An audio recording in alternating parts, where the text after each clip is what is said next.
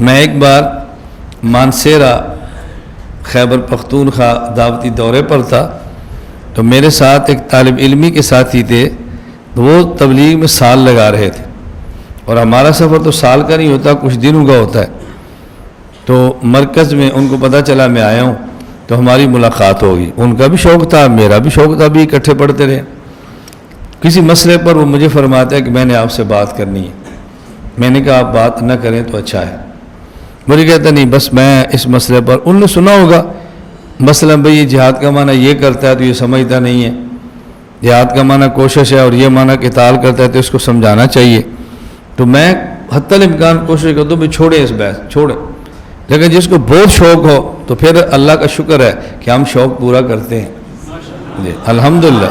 ہم شوق ایسا نہیں ہوتا کہ جانے دیں، لیکن کوشش کرتے ہیں بھی نہ ہی ہو تو اچھا ہے۔ خیر مجھے کہتا نہیں میں نے بات کرنی ہے۔ میں نے کہا آپ مانسیرا کیوں آئے ہیں؟ کہا جی تبلیغ میں۔